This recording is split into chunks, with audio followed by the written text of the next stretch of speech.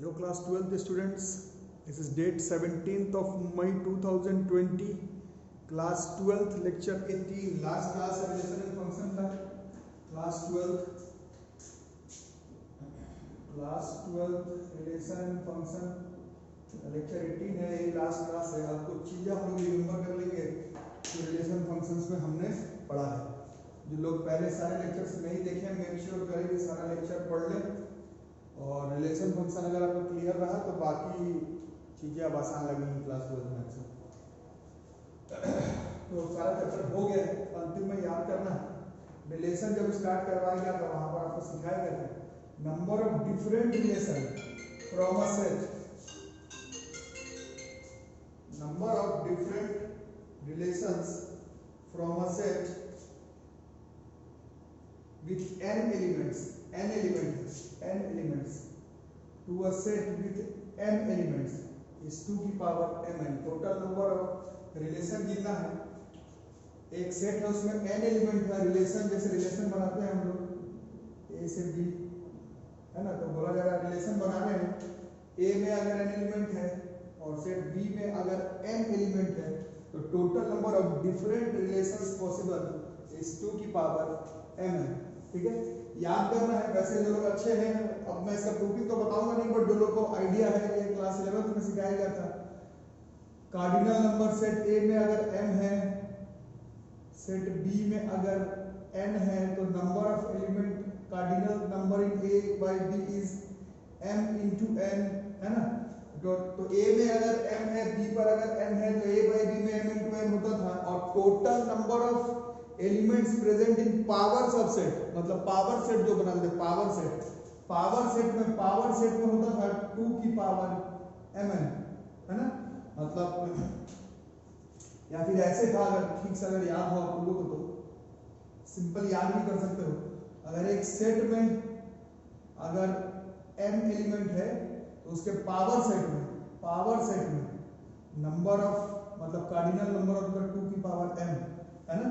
उसी कॉन्सेप्ट का इस्तेमाल किया जा रहा है। ए सेट में अगर n एलिमेंट है, बी में अगर n है, तो a बाई b में m into n होगा।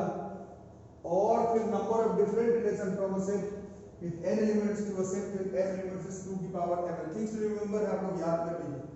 उसी तरह से नंबर ऑफ रिफ्लेक्सिव रिलेशन अगर गिनना हो, सिर्फ number of reflexive relation on a set with n element, एक सेट है उसमें n एलिमेंट है, तो उसमें number of reflexive relation will be 2 की power n into n minus 1।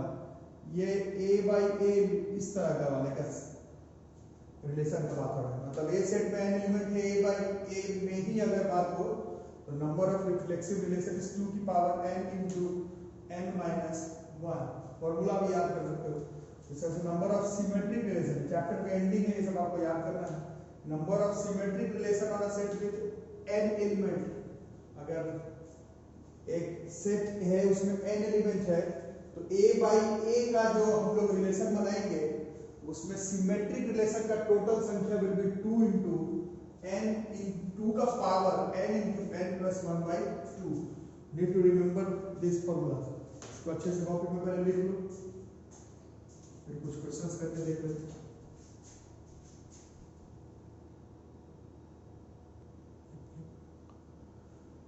तो देखो मेंस 2015 का क्वेश्चन है, if the number of different reflexive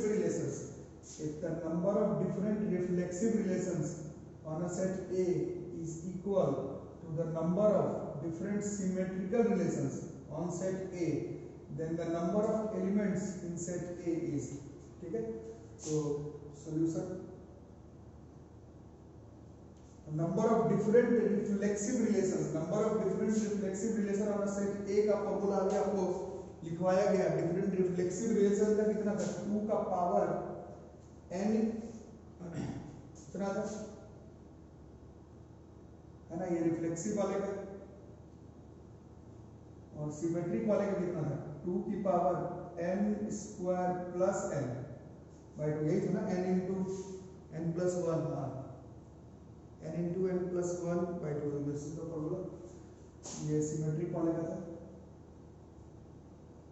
दोनों बराबर क्या हुआ क्वेश्चन में, बेस सेम है, n square minus n equal to n square plus n by 2 you will cross multiply 2n square minus 2n n square plus n, or we get is n square minus 3n बराबर 0, n common, अब n की एक value 0 आ रही है, n की value 3 आ रही है, n मतलब नंबर ऑफ एलिमेंट किया है, नंबर ऑफ एलिमेंट 0 होगा तो वो बनेगा नहीं रिलेशन, 3 इस क्वेश्चन का जो है वो चल जाएगा।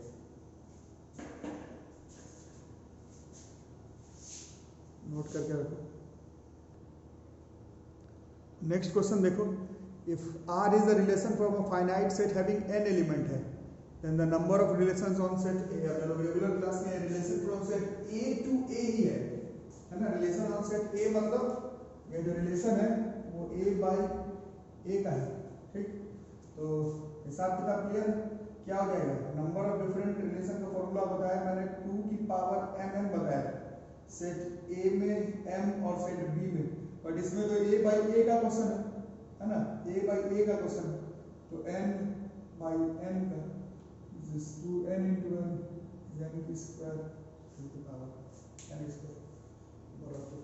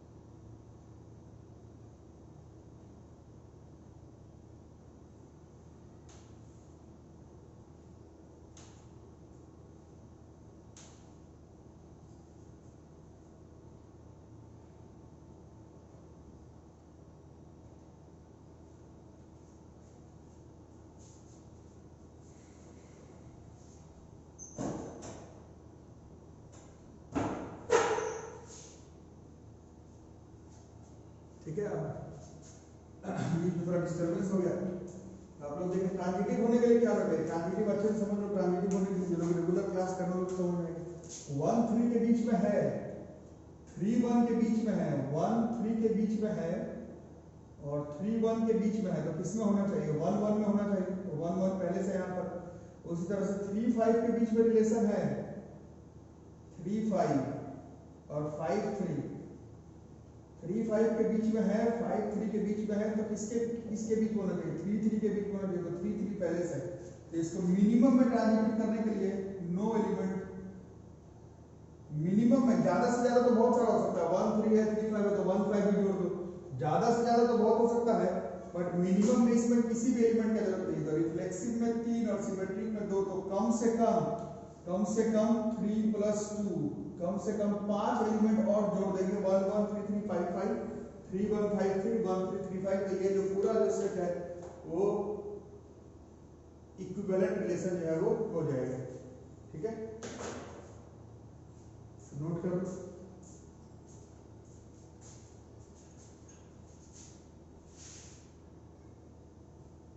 ये क्वेश्चन थोड़ा सा डाउटफुल है, आंसर इस क्वेश्चन का 5 दिया हुआ है, और जो लोग रेगुलर पढ़ रहे हैं मेरे ख्याल से ट्रांजिटिव के लिए कम से कम 1 3 में है, 3 5 में है, 1 और 3 के बीच में रिलेशन है, 3 5 के बीच में है, तो एक 1 और 5 के बीच में होना कंपलसरी है, नहीं 1 3 3 5 1 3 3 5, तो 1 5 में होना चाहिए, फिर इसके बाद शायद और किसी का जरूरत नहीं पड़ेगा ना, 1 5 है 5 3 है 1 5 5 3, तो 1 3 जो भी है, तो इसके लिए कम से कम एक एलिमेंट और, तो लगता है कि 6 आंसर होगा, बट बुक में 5 दिया हुआ है, तो इस पर हम लोग सोच सकते हैं, मेरे हिसाब से आंसर बिल्कुल 6, मेरे को लगता है कि इस रिलेशन में 1 3 है 3 5 है, ए बी में है, बी सी में, तो ए सी में, तो 1 5 तो बनता, बिना 1 5 के तो मुश्किल है, तो 1 5 को ऐड कर देंगे तो 6 कम से कम जरूरत पड़ेगी, ठीक है, इसको नोट कर लो।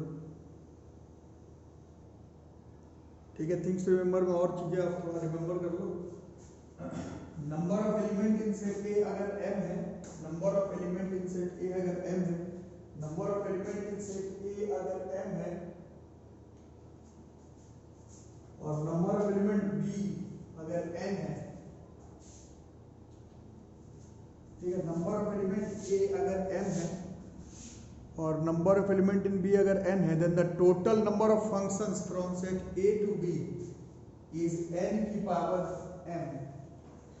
Number of element in set a is m, number of element in set b, finite set b is n, then the total number of functions from set a to set b is n की power m। उसी तरह से ये पहले बताया गया आप लोगों को, जो लोग रेगुलर क्लास कर रहे थे, number of element in finite set a is m and number of element in finite set b is n, then number of one functions from set a to b is, ये बताया गया था कैसे होता है, क्यों होता है। जो लोग क्लास किए उन लोगों को आइडिया होगा, थिंग्स टू रिमेंबर में फिर से लिख लेना है। This is NCM into m factorial, लेकिन n m से बड़ा होना जरूरी है क्योंकि ये क्वेश्चन वन फंक्शन का है, n m से बड़ा होना जरूरी है। अगर m n से बड़ा हो गया तो वो फंक्शन तो बन सकता है बट वो वन फंक्शन नहीं बन सकता, तो 0। उसी तरह से अगर total number of element in set A m है, total number of element set b में अगर n है, और इस बार m n से बड़ा होना चाहिए क्योंकि ऑन टू है, मतलब b सेट का कुछ ना कुछ एलिमेंट ऐसा होना चाहिए जो छूट जाए मतलब a सेट में ज्यादा एलिमेंट होना चाहिए छूट जाए मतलब b सेट में ज्यादा एलिमेंट होना चाहिए। Onto function b set में कुछ ना कुछ ऐसा एलिमेंट होना चाहिए जिसका प्री में a में ना हो, तो b में ज्यादा होने का चांस है ना।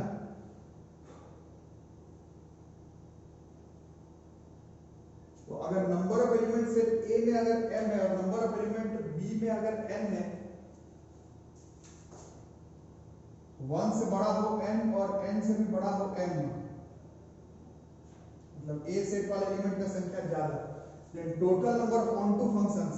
ये आपके स्कूल सिलेबस का नहीं है, थोड़ा ध्यान लगाना पड़ेगा फॉर्मूला, खासकर जो लोग आउट एंड जेईई का तैयारी कर रहे हैं, एनडीए का तैयारी कर रहे हैं, ये सब फॉर्मूला थोड़ा मुश्किल है बट याद करना पड़ेगा।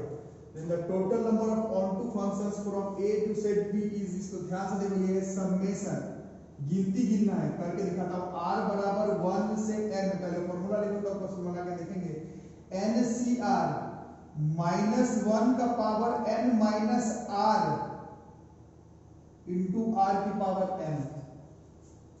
These are not for a school examination point of view, ये out and out IT mains का सिलेबस है, तो फॉर्मूलास कॉपी में सबका होना चाहिए।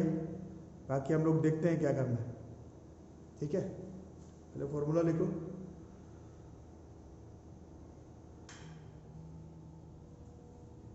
तो इस क्वेश्चन को देखो, ए सेट है, इसमें तीन एलिमेंट है, 1 2 3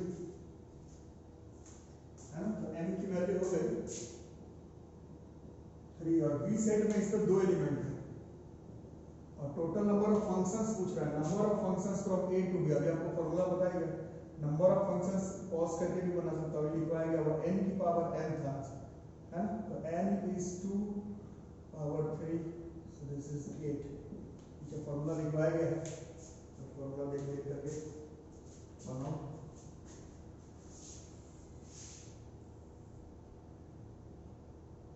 तो इस क्वेश्चन को देखो, it's an important question. P set में ए बी सी क्यू पर है 1 2, टोटल नंबर ऑफ रिलेशन चाहिए पी से क्यू, बट ऐसा रिलेशन चाहिए जो कि फंक्शन ना हो, ऐसा रिलेशन जो कि फंक्शन ना हो, मतलब ए बी सी, मतलब m की वैल्यू तो है भैया 3 और n की वैल्यू है 2, है ना। सबसे पहले नंबर ऑफ रिलेशंस, अभी थोड़ी देर पहले लिखवाया गया, total number of relations from a to b या फिर from p to q is 2 की पावर mm था, 2 की पावर 3 into 2 की पावर 6, दिस इज 64, ये टोटल रिलेशन है, ठीक है। बट इसमें कुछ फंक्शंस है, total number of functions, different functions, ये भी अभी थोड़ा पहले लिखवाया गया, total number of different functions m n की पावर m, है ना, n है 2 की पावर 3, so this is 8, तो 64 तो रिलेशन है पर उसमें 8 जो है वो फंक्शन है। therefore number of relations which are not functions, यहीं से चैप्टर स्टार्ट हुआ। दुनिया का हर फंक्शन को रिलेशन होना जरूरी है, बट जरूरी नहीं है कि हर रिलेशन जो फंक्शन हो जाए। रिलेशन तो 64 था बट फंक्शंस में 8 ही है। Number of relations which are not functions is 64 minus 8, this is 56।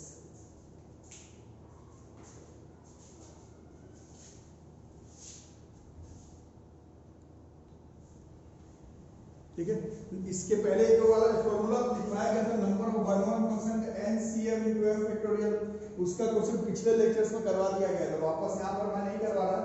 उसका question number of one one functions का क्वेश्चन पिछले लेक्चर में करवाया हुआ है। ये number of onto functions का है, स्कूल एग्जामिनेशन में नहीं आएगा, एंट्रेंस एग्जामिनेशन का थोड़ा सा अलग तरह का क्वेश्चन है, इसको ध्यान से देखो। पहला सेट है उसमें 4 एलिमेंट है 1 2 3 4, तो n की वैल्यू 4, और दूसरा सेट है उसमें 3 एलिमेंट है n की value 3। Number of onto functions पूछा गया, तो m की वैल्यू 4 है, n की वैल्यू 3 है। ऑन टू होने के लिए जस्ट प्रोडक्ट पहले लिखवाया गया था, 1 से बड़ा होना चाहिए n और n से बड़ा होना चाहिए m, कंपलसरी है, तो इसमें है। तो number of onto function का फॉर्मूला लिखवाया गया सिग्मा समेशन r का वैल्यू 1 से n, तो r का वैल्यू 1 से 3 माइनस 1 पे पावर n माइनस r, तो माइनस 1 पे पावर 3 माइनस r, फिर ncr, तो 3cr इंटू r पे पावर m, तो इंटू r पे पावर 4। तो इसको सॉल्व कैसे करना है इसको देखते हैं। पहले r का वैल्यू 1 अगर रखते हैं, तो पहले r का वैल्यू अगर 1 रखते हैं, पहले r का वैल्यू 1, तो ये टर्म कितना हो जाएगा माइनस 1 पे पावर 3 माइनस 1 3c1 इंटू 1 पे पावर 4, फिर r की वैल्यू 2, और समेशन का मतलब क्या होता है ऐड करना है। जब ऐड करेंगे अगला वाला कितना हो जाएगा माइनस 1 पे power 3 minus 2 into 3c2 into 2 पे पावर 4, ठीक है, और फिर r की वैल्यू 3 तक जा सकते हैं। अब बच्चे पूछते हैं r का वैल्यू कहाँ तक चलना है, तो कुछ नहीं, ये जो छोटा वाला टर्म है यहीं तक चलना है, ठीक है, मतलब इसी में से आ गया यार। ऑन टू फंक्शन है, ऑन टू फंक्शन है, ऑन टू फंक्शन है, इनका वैल्यू 3 है, इसमें ऑन टू फंक्शन है मतलब b सेट में 3 ही एलिमेंट है। ऑन टू का मतलब क्या है, ऑन टू फंक्शंस को याद करो, दिमाग में चलो, तब जाकर के बनाओ। b सेट का कोई ना कोई एलिमेंट ऐसा रहेगा जिसका प्री इमेज a सेट में ना बन पाए, तो मैक्सिमम n बराबर 3 तक ही हम लोगों को फंक्शन बनाना है। तो r का वैल्यू कहां से कहां तक चलेगा, तो r का वैल्यू 1 से छोटा वाला कौन है n, 1 से n तक चलेगा,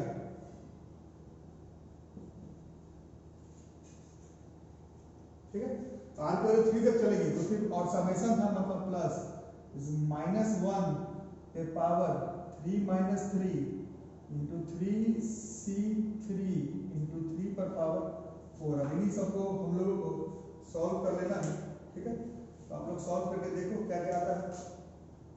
माइनस 1 पे पावर 2 इज 1 ही हो गया, this is actually only 3c1 minus 1 पे पावर 1, तो ये माइनस ना आंसर आ जाएगा, माइनस 3c2 इंटू 2 का पावर 4, और माइनस 1 पे पावर 0, तो ये 1 हो गया, 3c3 इंटू 3 पर पावर 4, ठीक है। तो ये हो गया भैया 3 ही आ जाएगा, 3c1 is 3, 3c2 3 Guna 16, this is 48, 3c3 1 into 81, this is 81, तो दिस इज 84 में से 48 चला गया, दिस इज 36, ठीक है। इसको लिख लो, हिंदी में लिख सकते हो, r की वैल्यू हिंदी में लिख सकते हैं, r 1 से n तक चलेगा समेशन में, इसको लिख सकते हैं, ठीक है। इसमें टोटल नंबर ऑफ रिलेशन गिनना, total number of symmetric relation गिनना, total number of reflexive relation गिनना, टोटल नंबर ऑफ फंक्शन गिनना, total number of one one function और total number of onto function. 6 topic आपको सीखना है अलग से, अगर नहीं तो फॉर्मूला सीधा याद कर लो, बट ये 6 चीज़ तो आपको एकदम 100% देखना ही होगा। फिर से रिपीट कर देते हैं, नंबर ऑफ रिलेशंस, फिर नंबर ऑफ सिमेट्रिक और नंबर ऑफ रिफ्लेक्सिव 3 हो गया, फिर नंबर ऑफ फंक्शंस 4 हो गया, फिर number of one one functions और number of onto functions. तो ये 6 टॉपिक जो है वो आप लोगों को एकदम 100% क्लियरली देखना है। ये हमारा जो है वो खत्म हो गया है, इतना काम हम लोगों को करना है इस चैप्टर में, और आपका जिम्मेदारी है कि आप लोग कैसे करते हैं नहीं करते हैं, this is all your duty. पढ़ने का शौक है तो पढ़ो, नहीं उतना पढ़ने का शौक है तो आपकी मर्जी। 2 होमवर्क है आप लोगों का, कॉपी में लिखना है, मेरे को भेजना नहीं है व्हाट्सएप पर, अपना कॉपी में लिख करके उसको समझ के याद कर लेना है, एनसीईआरटी बुक से। पहला है properties of composition of functions, properties of composition of functions, properties of composition of functions. और उसी तरह से इन्वर्टिबल फंक्शन बड़ा इंपॉर्टेंट टॉपिक था, सारा क्वेश्चन करवा दिया उसका प्रॉपर्टीज। ये कॉपी में लिख लेना है, ट्यूशन कॉपी में लिख लेना है, ट्यूशन कॉपी में लिख लेना है, ट्यूशन कॉपी में लिख लेना है, ट्यूशन कॉपी में लिख लेना है, बट होमवर्क करके मेरे को नहीं दिखाना है, अपना कॉपी में लिख लेंगे। Properties of composition of functions और प्रॉपर्टीज ऑफ इन्वर्टिबल फंक्शन आपका होमवर्क। और बच्चों, कुछ बच्चे पूछ रहे थे कि जो लोग ऑनलाइन पेटीएम चाहे गूगल पे नहीं करते हैं, तो ये अकाउंट नंबर है और ये IFSC कोड है, IFSC code central bank of India का। अगर इसमें अगर आप लोग ऑनलाइन ट्रांजैक्शन अगर कर सके तो इस अकाउंट नंबर पर, इस IFSC कोड पर भी अपना फर्स्ट मंथ का जो 1000 कुछ बच्चों ने जमा कर दिया है, बाकी बहुत सारे बच्चों ने जो लोग कि ऑफलाइन मीडियम से मेरे साथ जुड़े हुए अभी तक नहीं सबमिट किया है, तो अगर गूगल पे या फिर फ़ोन पे नहीं है तो आप लोग अकाउंट नंबर ऑफ और IFSC कोड के मदद से भी ऑनलाइन पेमेंट जो है वो फर्स्ट मंथ का अपना कर सकते हैं। ठीक है, थैंक यू।